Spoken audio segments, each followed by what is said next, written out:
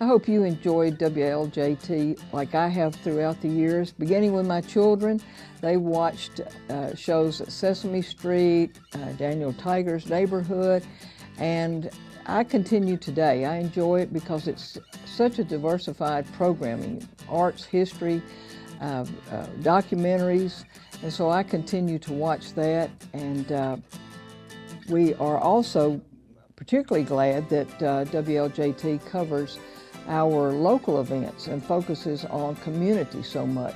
And so they depend on you and your support.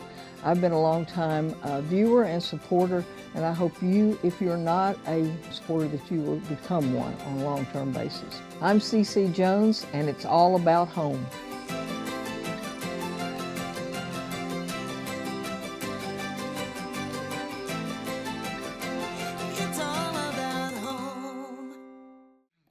Good afternoon. Chris Alexander reached out to me and asked me if I'd be interested in introducing today's speaker. And when they do that, often they'll send you a bio, and I have that with me today. So I will read that, but I'll have my own original thoughts about today's speaker as well. Ron always looks forward to those, right? Yeah, okay. Well, today, I'll tell you a little bit about Mike Dunavant. He is currently serving for the second time as the presidentially appointed, Senate-confirmed United States Attorney for the Western District of Tennessee, and was sworn into office on October 10th, 2025. In that role, he's the 50th and 54th person to serve as the Chief Federal Prosecutor and legal representative for the United States for the 22 counties and approximately 1.6 million citizens of West Tennessee. This hurts to say. Mr. Dunavant is the first person to serve the district twice as the presidential appointee, having previously served as U.S. Attorney from 2017 to 2021 during the first Trump administration. In addition to his service as U.S. Attorney, Mr. Dunavant has served as the Deputy Executive Director of Legal Services and Policy for the Tennessee District Attorneys General Conference from 2023 to 2025, and the Chief Investigative Counsel for the Tennessee Comptroller of the Treasury Division of Investigations, and that was from 2021 to 2023. Most importantly, he served as the elected District Attorney General for the 25th Judicial District, which is comprised of Lauderdale, Tipton, Fayette, Hardeman, and McNairy. He was first elected to that position in 2006 and served in that role to 2017. Prior to his service as DA, Mr. Dunavant was a partner in a private law firm. He holds a bachelor's degree in political science from the University of Tennessee at Knoxville.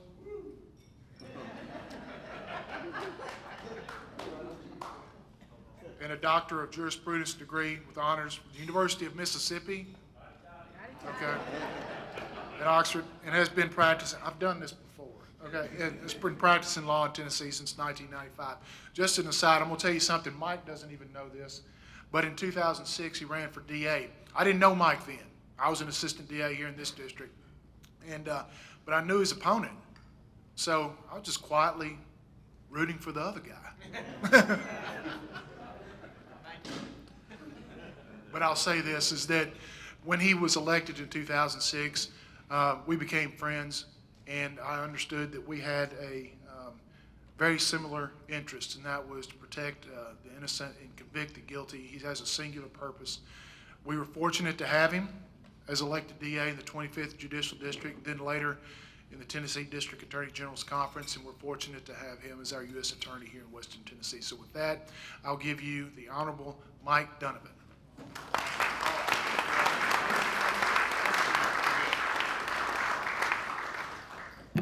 Thank you, General Pickens, for that wonderful introduction. You have a really great DA here in the 26th Judicial District. Jody Pickens is a fine partner to us in the Department of Justice and a really good public servant for you here. It's my pleasure to be with you today. With me today, as accompanying me, are my first Assistant United States Attorney, Beth Boswell, and I assume that many of you know our Jackson Branch Office Chief Assistant United States Attorney, Hillary Parham.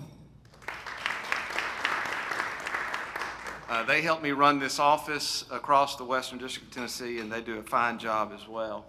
On your tables, we've provided you some paper brochures there that gives a little bit more information about our office and some of the core functions that we do. But I'm going to take you through what is perhaps more content than we have time for today, but I'll try to run through it as quickly as I can because I want to give you an idea of the priorities and the operations of our office here in the Western District of Tennessee. And I want to talk to you a little bit about not only what we're doing here in Jackson, but across the district. And many people want to know information about what's going on in Memphis these days, and so it's important. It's my honor to be able to serve you again as your U.S. Attorney. The very first person to serve as U.S. Attorney in this district from 1790 to 1796 was Andrew Jackson, who went on to become the 7th president. He was appointed by President Washington when Tennessee was still a territory, as it turns out. So this is the Western District of Tennessee, 22 counties, from river to river plus Perry County, and from Kentucky to Mississippi. And you'll see that the map is shaded so that Lauderdale, Tipton, Fayette, and Shelby counties are different than the rest of the other 18 counties of the district.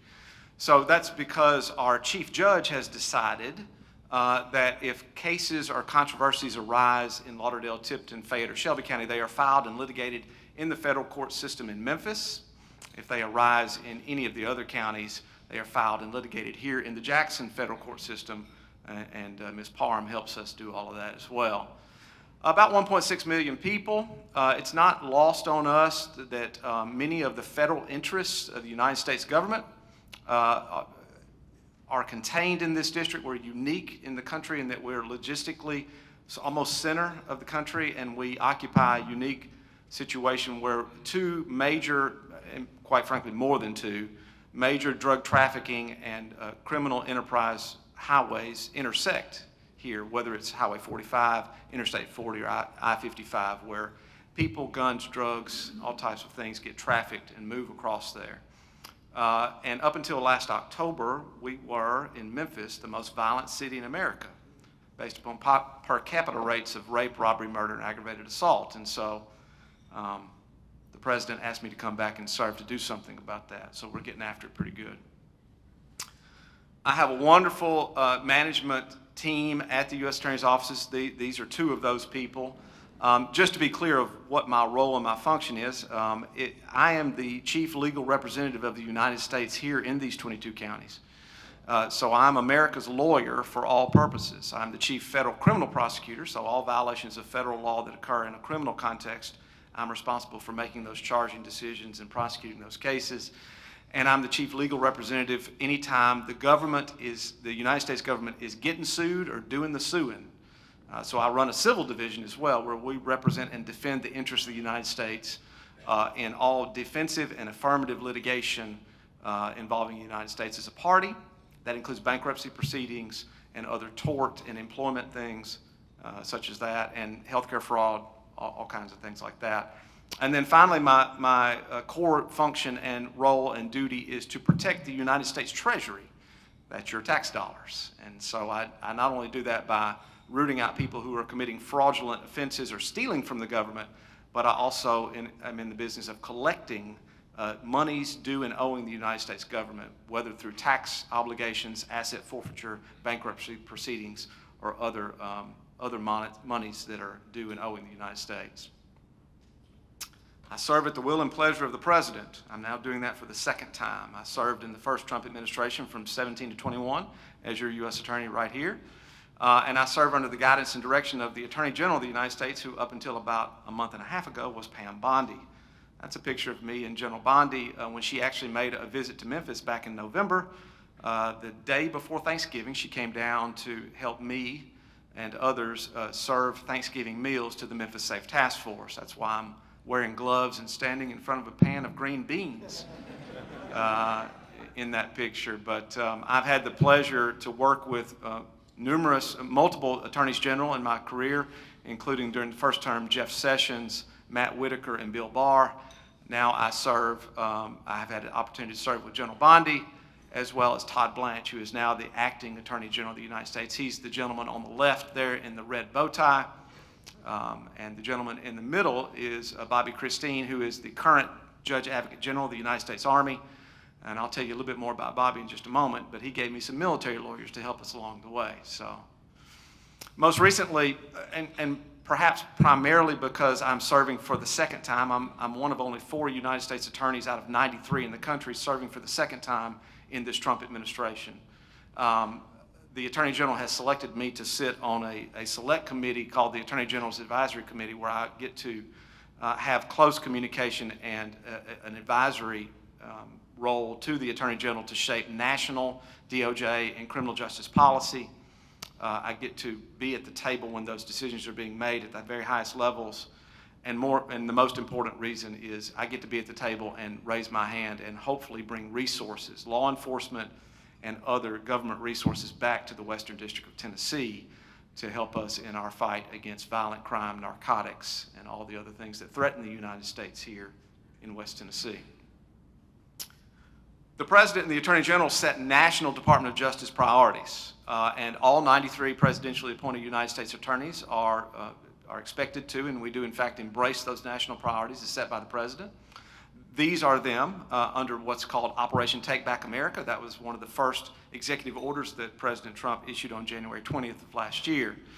It's not hard to figure out what the President wants us to focus on. You see this every night on the news. You see it on the internet. These are all important priorities that we embrace and we focus on, and our federal agency partners work on here. And we do all of these types of cases. And you'll notice there that the President is real big on protecting law enforcement personnel, and we are as well.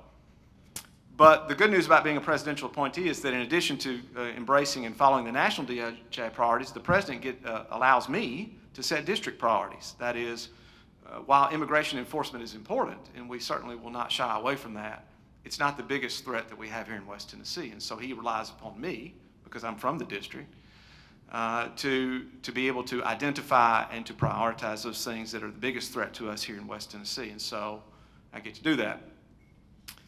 We struggle with violent crime in this district, when we have for decades and generations, not only in Memphis, primarily in Memphis, but also unfortunately here in Jackson as well and across the district, because this district, these 22 counties really go as Memphis and Jackson go, right? Those metropolitan centers, those urban centers, many times drive a lot of the crime trends that we see throughout the rural part of the district as well. And you can't read all that language, but suffice it to say that the best way that the federal government has, and the interest that the federal government has in federal prosecution here of violent crimes, is regarding the use or the misuse and possession of firearms. Turns out the federal government has something to say about the regulation of the use and possession of firearms. We have a whole bureau dedicated to it, the Bureau of Alcohol, Tobacco, Firearms, and Explosives, otherwise known as ATF. And so many of the crimes that are associated with violent crimes, such as aggravated assault, attempted murder, carjacking, robbery, other types of shooting events, not only violate state law, for which General Pickens will prosecute those cases, but they violate federal law. And so we want to be very mindful and aggressive in those areas where we can bring justice to those people who are literally killing our citizens with firearms. And that usually is in the form of prohibited people who are in possession of firearms. The best way to reduce violent crime is to remove the person from the streets who should not have a gun before they pull the trigger. Before they pull the trigger. Felons in possession of firearms, domestic violence offenders, illegal aliens, people who are addicted to illegal drugs, people in possession of stolen firearms, obliterated serial number firearms, machine gun conversion devices, all of those things that present a real and immediate threat and danger to the community. So we focus on those. We focus on them across the district. Here in Jackson, and I got these next few slides from Chief Corley, so thank you, Chief. Here in Jackson, you have really a benefit that we don't have in other places in the district. I think Jackson is one of only two jurisdictions here in West Tennessee that uses ShotSpotter technology. And you're very fortunate to have that here. That technology works quite well here in Jackson and in Madison County, and able to triangulate and to identify shots as they occur. The Jackson Police Department is able to deploy within seconds to address that, and if they cannot interrupt or interdict the shooter in progress, they can more quickly respond to victims They can more quickly gather evidence and leads and hopefully pursue that shooting incident to an arrest. That helps us. That's the good news. The bad news is that, as it turns out, in the last few years, you've seen an increase in the number of shots being detected. But the good news is I think you've seen an increase in the ability to respond and solve and clear those cases as well. And that's what this map indicates. That's a map of Jackson, and every one of those yellow dots is a shooting incident of over 15 rounds captured. That's disturbing. And all of us, all of these people wearing badges in the room, and General Pickens and I are working on that every day. The good news is, though, in the last 10 years, that all crimes being reported here in Jackson are going down somewhat dramatically, as you'll see. And these stats, again, come from Chief Corley, and he and his staff do a great job of providing these to us. And we always want to be mindful of crime trends as they go, both in violent crimes, property crimes, and overall crime categories. We tend to focus in the federal government on what we call Part 1 crimes or serious crimes: rape, robbery, murder, aggravated assault, in many cases aggravated burglary, home burglary, and auto theft. But the good news is in all those categories it's going down. And I don't know if you can see this slide, but over to the right there is the most recent year, I think 2025. And while aggravated assault is still the highest category, you've certainly made significant decreases in the last 3 years in all major categories, including robbery, burglary, auto theft, and aggravated assault as well. But aggravated assault is the persistent one, which is typically committed with a firearm as well. So kudos to your Jackson Police Department, your Madison County Sheriff's Office, and your District Attorney's Office. You have effective public servants who are reducing violent crime every day in your communities.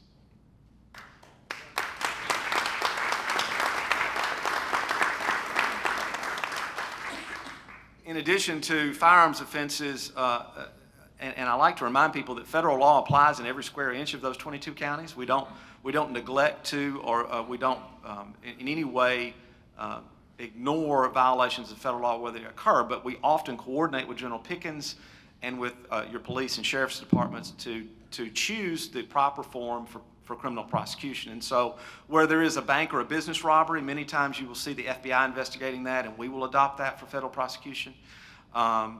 Banks tend to have a heightened scrutiny under federal law and a heightened protection, and so many times we can get more time in federal prison on those offenses. Carjackings, and then gang conspiracies, racketeering, and violence in aid of racketeering. Many of those involve longer-term investigations where we're trying to disrupt gang conspiracies that are using violence to target people and to victimize people in whatever they're doing, whether the criminal enterprise is drug trafficking, identity theft, human trafficking, extortion, or other types of racketeering. So we work on that with our federal and local partners. We enforce violations of the Controlled Substances Act, right? All violations that involve the possession, manufacture, distribution of controlled substances. And that's everything from fentanyl and heroin to methamphetamine and cocaine to anabolic steroids and good old-fashioned marijuana, which is still unlawful under state and federal law. I like to remind everybody of that. It's still unlawful to possess, distribute, or manufacture or grow marijuana here in Tennessee and in all 50 states, as it turns out. Back in December, the president designated fentanyl as a weapon of mass destruction. Now, he did that for a few different reasons. He did that for international and Department of State reasons as we target narco-terrorists who are bringing fentanyl into our country that kills our American citizens every day, and also some of the activities that you see in our relationships with China, which is manufacturing fentanyl in a really high way. And so as the president has tightened the southern border, where we used to see drug trafficking and cartel activity coming across the southern border, now fentanyl and other dangerous drugs are making their way into the country in other ways. Many times the same way you get your Amazon package, FedEx, right? They're shipping it in. And so that designation of a weapon of mass destruction allows Congress, allows the Department of State, and then it allows the Department of Justice to target those offenses and punish them more seriously. And so we make those arguments every day in federal courts here and across the district. A few highlights. I just grabbed some, these are screenshots of headlines from press releases that our office has done in the last 6 months. We are having a large amount of methamphetamine trafficking, fentanyl trafficking here in Jackson and across West Tennessee. All of these represent cases that were prosecuted by Hillary and her team here in Jackson.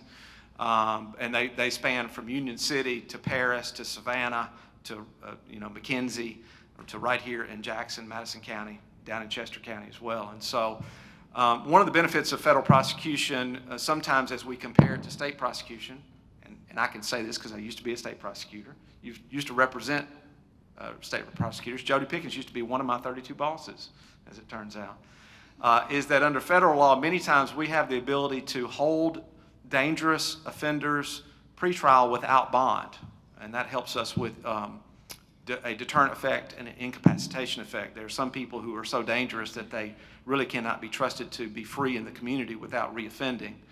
So many times our magistrate judge here, Judge John York, will hold people at the government's request if they've committed certain offenses. And then on the backside, there is no parole in the federal system. If you get a federal sentence, you do all the time in the Bureau of Prisons without parole. And so many times those sentences are more lengthy, and those sentences are served in Federal Bureau of Prisons facilities that are not here in West Tennessee. So they're removed from the community completely. And so you can see we are getting some substantial sentences on drug traffickers who are literally killing our citizens with poison. Don't ever let anybody tell you that drug dealing is a victimless crime. It is not. In fact, perhaps the drug dealer has the capacity to kill more people than the murderer. Typically, murderers only do it once or twice, right? Drug dealers do it over and over again, and they kill our citizens by overdoses and other violence that's associated with addiction. The department has engaged in a change in the way that we deal with Homeland Security, so we now have Homeland Security task forces around the country, and we participate in that, led by FBI and the Department of Homeland Security Investigations, where we target narcotics and contraband coming into the country, human trafficking and smuggling, weapons trafficking, and other type of transnational gang organizations that are targeting the homeland in any way. And that includes right here in West Tennessee, because remember, we are geographically situated for things to travel into and through our district. And so we want to interdict and police that, enforce that as much as possible. This is a really good example of an area of law that is happening here in West Tennessee where General Pickens and I are partnering very well. I'm sorry to tell you that crimes against children are increasing. Sexual crimes against children, sexual abuse of children, what I like to call contact cases, where people are making contact with children in this community for the purpose of soliciting and enticing and exploiting them for sex, minor children. And where that contact is happening, whether it's a rape of a child, an aggravated sexual battery, a statutory rape by an authority figure, General Pickens in state law is actually stronger and better able to deal with that violation on contact cases. But of course, in our day and age with these devices that everybody walks around with, right, what we also know is that at the same time that there are contact sexual crimes against children, there are internet crimes against children that are being perpetrated here. And so where there are images, videos, photographs, or other technology that's being used to victimize children, that violates federal law. And so many times we partner and we hit them twice, right? Once for the contact and once for the image. And we can really get some substantial sentences on this. And we're seeing more of that across West Tennessee. Just recently, we have, our office has obtained convictions and significant sentences on merely manufacturing, possessing, or distributing child pornography on the internet or across devices.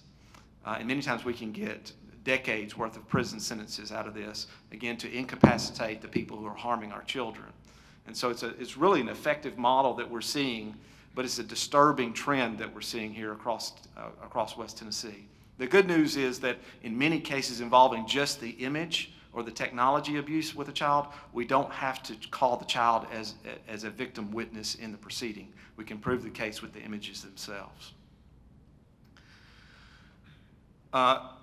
We also have an interest in the United States government here of making sure that we are interdicting and preventing fraud, financial fraud primarily in these categories, but more particularly the President has recently highlighted government program and benefit fraud, and so we're leaning in on that side, but all bank and wire fraud, mortgage fraud, commodities fraud, bankruptcy fraud, healthcare fraud, anything where people are trying to steal money from the government or steal money from you through some type of fraudulent scheme or scam, identity theft, PPP loan fraud, COVID fraud. We went through that during the COVID pandemic, and we're still seeing it as it comes along.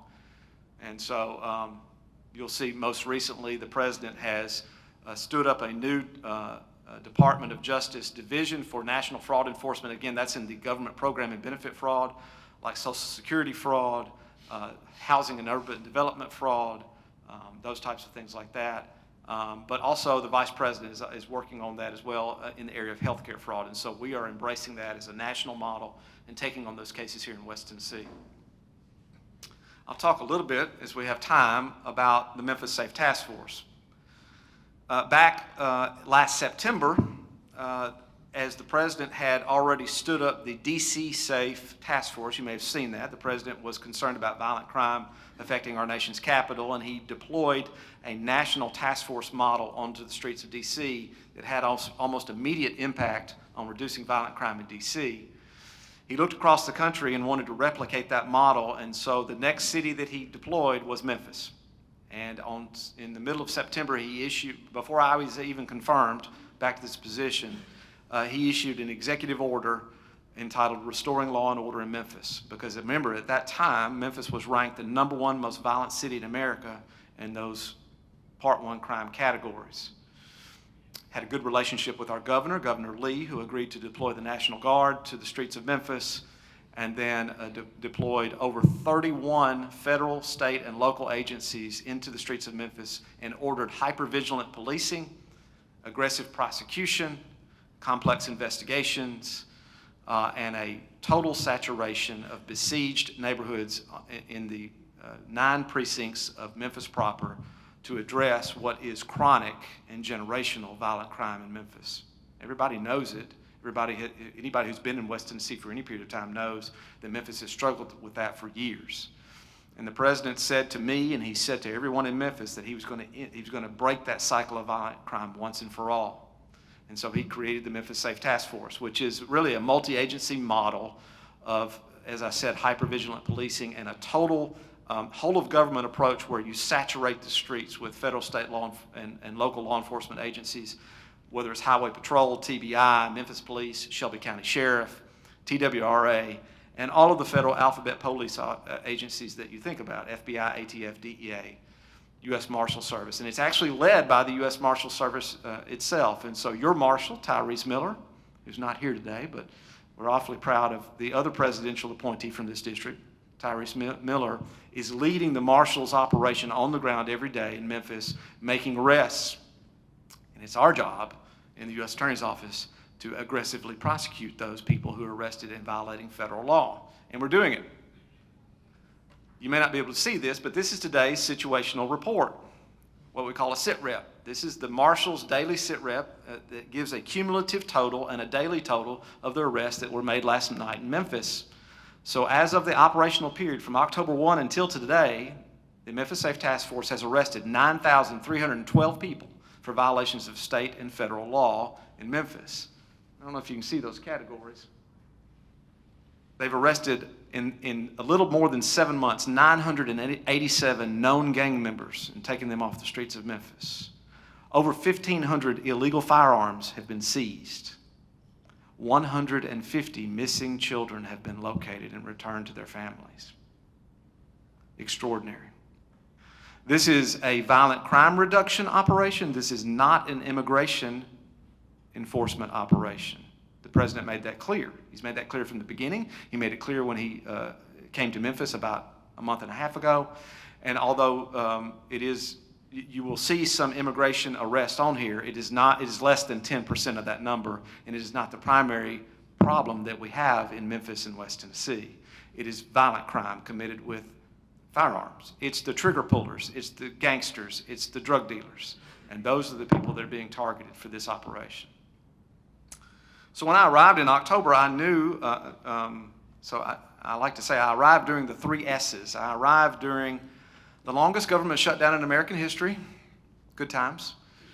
I arrived at a time when the U.S. Attorney's Office and many of our federal agency components were short-staffed, and I arrived in the middle of a White House surge operation in Memphis, Tennessee.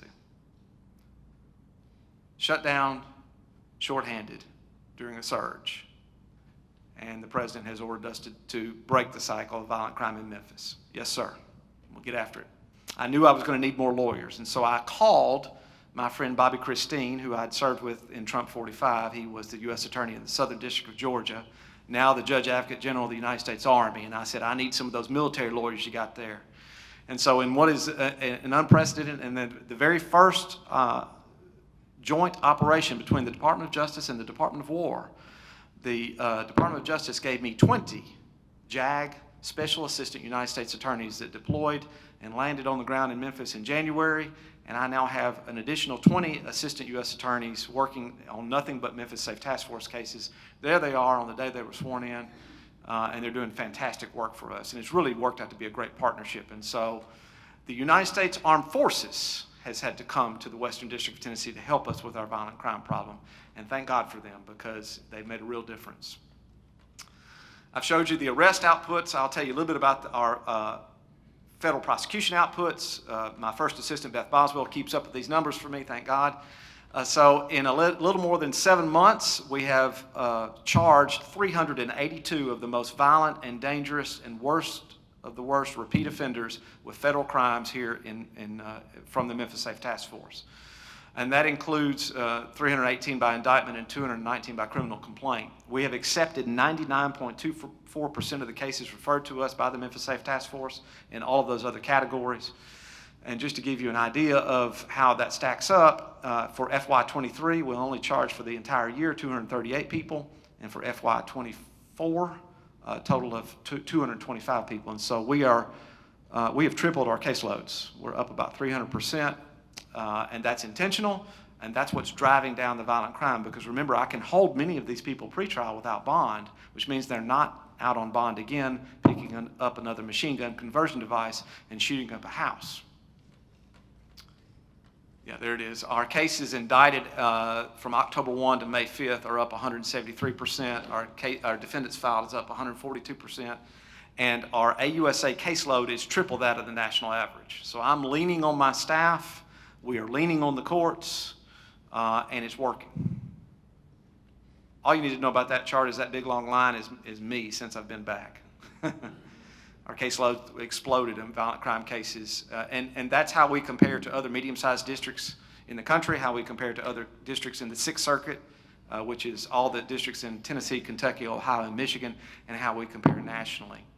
We are ranked number 1 in the nation in firearms prosecutions by volume. That's more than Los Angeles, Chicago, Houston, Miami, New York, all the big cities.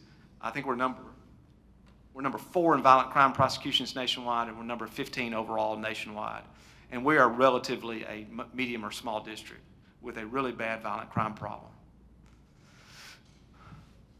I like to remind people when they see this graph that I did serve as the U.S. Attorney from 17 to 21. This just demonstrates that you can see the public safety priorities of presidential administrations as they ebb and flow. Right? You can see when Obama and Trump and Biden and Trump again served. You can see the ebb and flow of it. Different presidents get to decide their different public safety priorities, and we respond accordingly. And as it turns out, your safety responds accordingly. I'll run through this quickly because I know I'm coming up on the hour. By the way, I am a proud Rotarian. I'm a former member and president of the Ripley Rotary Club, and I'm a Paul Harris Fellow. So I know you got to get out at 1 o'clock, right? But bear with me because people want to know about this stuff. This language comes not only from the United States Code as passed by Congress, but it comes from the Tennessee Code Annotated as passed by the General Assembly. Both the United States Congress and the Tennessee General Assembly, your legislative bodies that make laws that we enforce, have decided that their legislative intent And the goals and principles of criminal prosecution and sentencing in this country and in this state are these 7 things. And they are in this order of priority. That is the reason that we prosecute and sentence people to prison, which is what General Pickens and I do every day, is because it's okay in this country for us to say that we should justly punish people who deserve it based upon the nature and circumstances of the harm they commit. It's okay. We can say that. Number 2, we do it because we want to incapacitate the worst of the worst, the most dangerous, violent, and repeat offenders. There are some people who just cannot walk among us because they will harm us. They will kill us. And the best thing we can do to promote public safety is to incarcerate them. Now, that's a dirty and difficult business, but it is the legislative will of Congress and the General Assembly that we do that as a second priority. Number 3, we promote specific and general deterrence, right? Specific deterrence is when I prosecute you, David, for a crime and I punish you and I put you in prison, and then you get out and I say to you, just like I say to my child, now, David, I've punished you. Did you learn your lesson? And you say, yes, I am specific. You say, yes, I am specifically deterred. I will not do that again. That's what we hope, right? That's why we punish people. General deterrence is when I prosecute David, I put him in prison, and I look around at the rest of the room and I say, now don't do what David did or you'll get the same thing he got. That's called general deterrence. This is why we do press releases, right, General? This is why we tell you what we're doing to people. In addition to being transparent and visible and making sure that you understand what we're doing with your tax dollars, we're sending a deterrent message to the bad guys that there is a consequence for criminal behavior. And we're enforcing the laws of Congress and the laws of the General Assembly. Number 4, we promote the respect for the rule of law. We are a nation of laws. We shall respect it. We want to treat similar people the same way. And then we finally get to number 6, right? While we have incapacitated you and as we're punishing you, we want to find out what's motivating your criminal conduct. What is it? And can we address that? We call that treatment and rehabilitation. Do you have a drug addiction problem? Do you have a mental illness problem? Do you have a medication management problem? Do you have an anger management problem? Or are you just mean, greedy, and evil? What is it? What is the problem? And part of the goals of the criminal justice system, legislatively, are to try to address that. But it's number 6. It's number 6 for a reason. Remember, this is an order of priority as established by the Congress and your legislatures. The problem with many people in America today who want to reform the criminal justice system, who think we're too punitive or too heavy-handed, is that they want to make number 6 number 1. It's number 6 for a reason. It's important, but many times we cannot cure the people from the ills that makes them commit crime. We can only deal with the fallout of it. And don't even get me started on what's number 7, because we finally get around to talking about victims of crime, who probably ought to be higher on the list. This is an important slide, and I always stop here because I want you to understand why we do what we do. This is not Mike Dunavant's choice. This is not Jody Pickens' choice. This is the choice of your legislative bodies that make laws in this country. We took an oath to uphold and enforce aggressively because it creates public safety for you. The person that we imprison today for child rape is not raping your child tomorrow. The guy with the machine gun, who I send to federal prison today, is not shooting up your house tomorrow. That's important. And it's really the only skill and gift I have, so much so that the president asked me to do it twice. So let's talk about outcomes. I know I'm over time. All you need to know is that all major categories of Part 1 crime in Memphis since October 1 are down about 42%. And that includes homicide, rape, robbery, murder. Governor Lee called this generational change in Memphis. We are breaking the violent crime cycle in Memphis dramatically. And we are saving lives in the process. This is extraordinary. This is unprecedented. We've never seen anything like this, right, Chief? You might have a single digit or maybe a 10 or 11% digit decrease in violent crime in 1 year. In 7 months, we've almost cut violent crime in half. Calls for service to the Memphis Police Department for shots fired down 53%. We've cut the chance of you getting shot in Memphis in half in 7 months because we have targeted the right people. Those 382 people that I have prosecuted for federal crimes, those 9,000 people who've been arrested, those 987 gang members, when they're removed from the streets, those are the people who are causing all the problems. And when you target the right people, or you create general deterrence or specific deterrence, or you just run them out of your jurisdiction, turns out we're all safer to go to a Grizzlies game downtown. That's what we want for this city, and that's what I've been called to do. It's down in every category: robbery, carjacking, motor vehicle theft, murder, aggravated assault. Carjacking, 45% down. Use of a firearm during crimes of violence, down. Stolen guns from motor vehicles, down. And it's down in every precinct of the city. It's not like we just did this in one hotspot. We're doing it in all 9 precincts. And all 9 are showing consistent reductions in violent and overall crime into the 40 and 50% range. We have now achieved the lowest violent crime rate in Memphis since 2011 in 15 years, and we did it in 7 months with the president's operation. And we ain't checking up anytime soon. We're going to keep going until the president tells us to stop, and then I'm going to keep going because we're going to sustain these gains. We're not going to let it go back. And I think the people of Memphis won't let it go back either.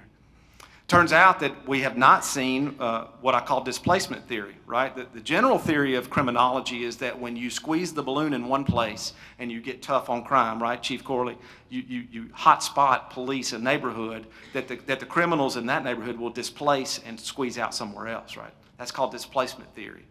And we thought that might happen in Memphis, right? We thought that as soon as we squeezed the balloon in Memphis, they'd run out here to Jackson and commit their crimes, or over to Fayette County, or up to Tipton County, or down to DeSoto County. Turns out, not true. That lets us know we have gotten the right people who are driving all the crime because they're not running out to other jurisdictions. Bartlett, Collierville, Germantown, Millington, Cordova, Arlington, Lakeland, Fayette County, they all report all significant drops in violent crime and overall crime, including shoplifting, since October 1. That's the day the task force landed in Memphis. It's extraordinary. This hopefully will be replicated in cities around the country. They're starting to call it the Memphis model. It's so successful. And I'm proud to be a part of it. I'm not doing all this work by myself. I've got a great team of prosecutors, including military lawyers. We're working with all of the law enforcement across West Tennessee and in the federal government.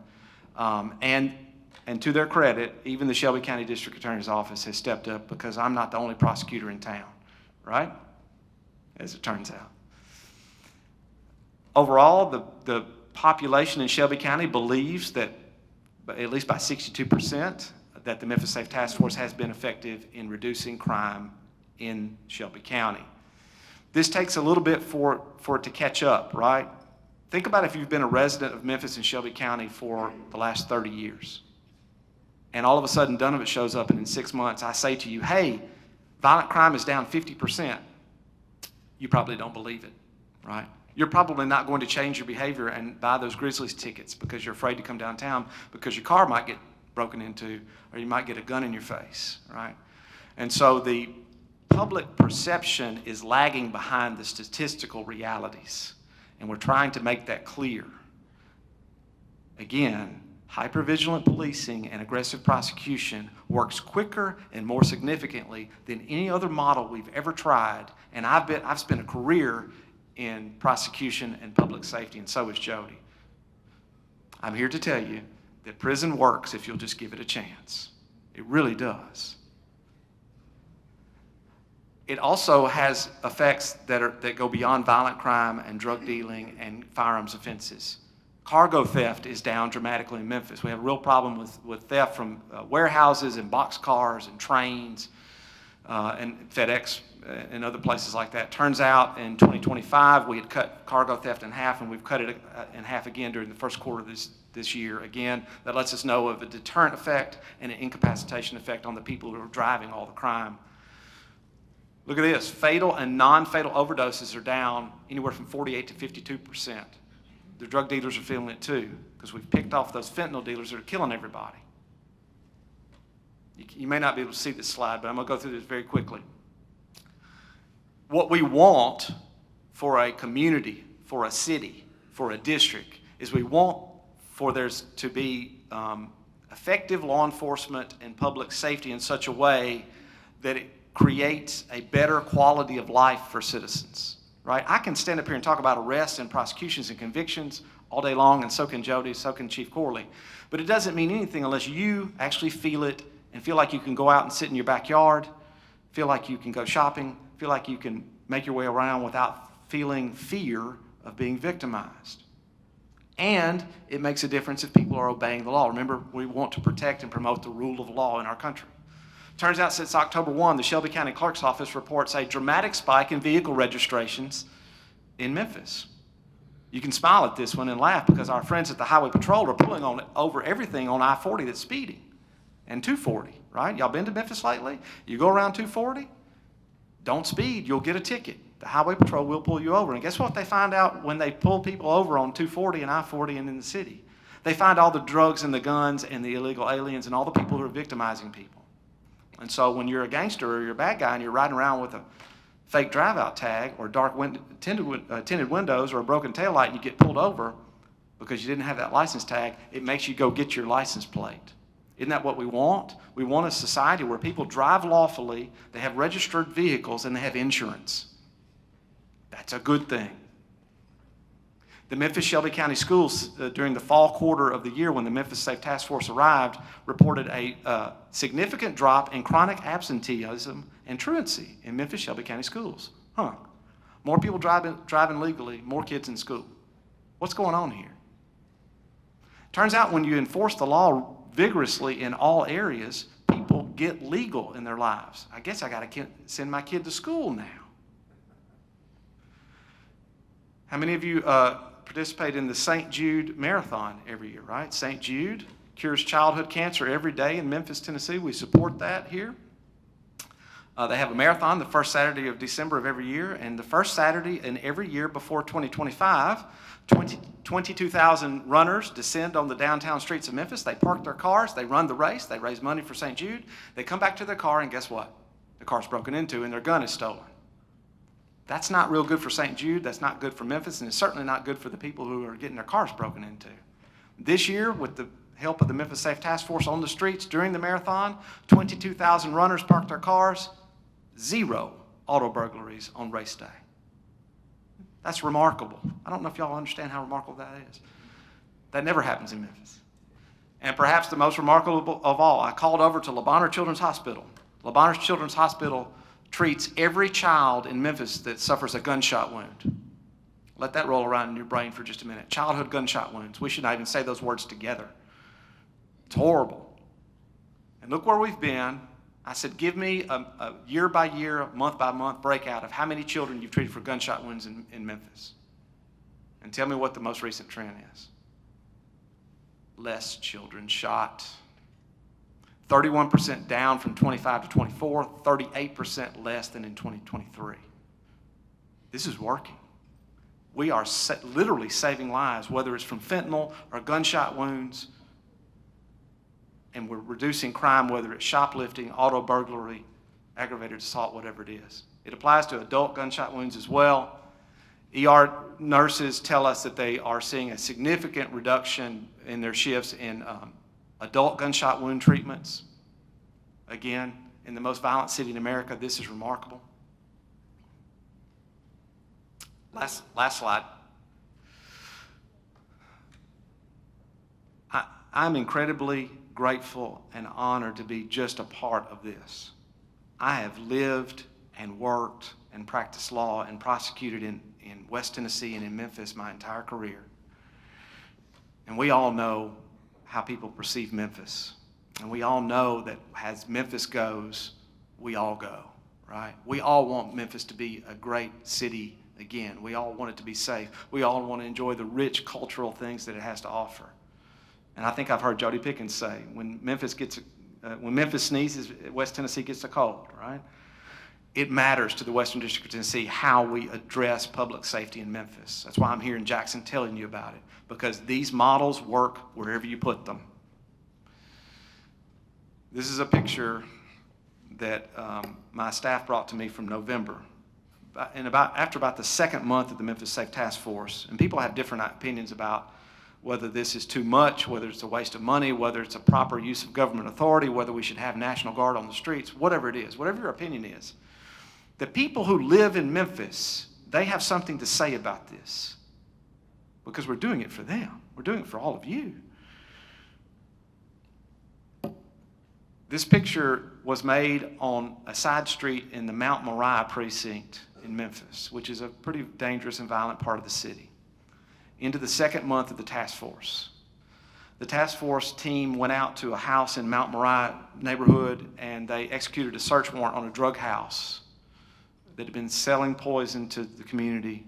It was occupied by a bunch of gangsters with guns and drugs. They blew the front door off that house. They went in with that search warrant. They found a bunch of drugs and guns. They dragged out the occupants. They put them under arrest, and they escorted them to the patrol car to arrest them so that I could prosecute them. The citizens of that neighborhood, who have been dealing with this for years, saw what was happening, came out of their homes, observed the police enforcement action, went into their garages, got 2 pieces of scrap wood and a can of spray paint, and made these signs. And they walked them out to the side of the road and put them on the side of the road and began cheering and clapping and thanking the task force officers for removing those gangsters and drug dealers from their neighborhood. Their message: we thank y'all because it's working. It's working, it's working, it's working. This is the good news for how your federal government and your state government and your local government is working together to keep you safe. I'm proud to serve as your U.S. Attorney again. Thank you for having me. The program you've been watching was made possible through the generous financial support of West Tennessee PBS viewers like you. Please visit westtnpbs.org and make a donation today so that we can continue to make local programs like this possible. Thank you. It's all about home.